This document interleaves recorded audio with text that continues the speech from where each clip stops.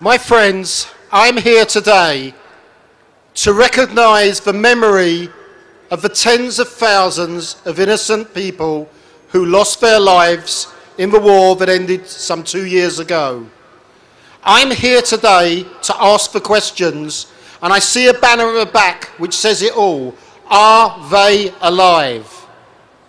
It is unacceptable for people not to know what has happened to their relatives, not to know what has happened to the children, not to be able to live their lives in peace and harmony with dignity.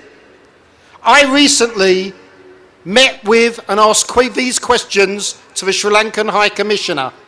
I will continue to ask these questions until such time as your relatives, our brothers and sisters, know exactly what has happened. Those who committed crimes must be brought to justice. It is unacceptable when today we see around the world, as my friend and colleague Robert Halfon has said, people fighting for freedom, that people have been punished for wanting nothing more than freedom. The Tamil people must have their autonomy. They must be in control of their own destiny. They must be able to have hospitals, education, food, homes. To that end, in my role as chairman of the all-party group, I am asking to go to the United Nations very shortly to make these demands, to ask for the independent inquiry that you want, that you need, and that you deserve.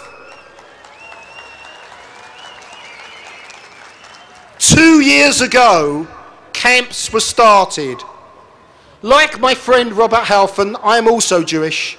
I have visited the sites of Auschwitz and other camps that were under a Nazi regime. It is unacceptable 2 years that the camps are still there. They should be closed. The people should be allowed to go home in freedom and dignity now. Now, I'm just going to put my glasses on because I can't read this without it. I'm going to read to you and launch an international independent investigation in Sri Lanka, a petition. It reads, the allegations of war crimes and crimes against humanity committed during the civil war in Sri Lanka, particularly towards the end of the conflict, is a matter of grave concern for the international community. The advisory panel appointed by the United Nations Secretary-General in its report highlights its concerns as follows. It is imperative that the international community steps in to ensure accountability, not to be held hostage to unnecessarily slow or otherwise ineffective national efforts. Thus, while the Sri Lankan authorities should immediately embark on a genuine investigation of alleged violations in this report, the panel considers that an independent and complementary international approach is imperative.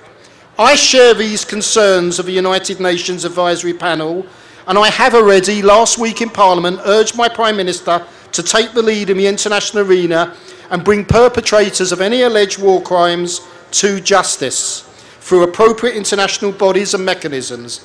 In front of you now, I am signing this petition. Robert Halfon has already signed it.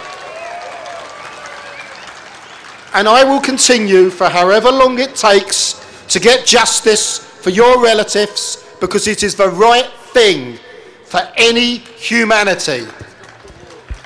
It has been an honour to be with you tonight, and I will finish by saying Nandri.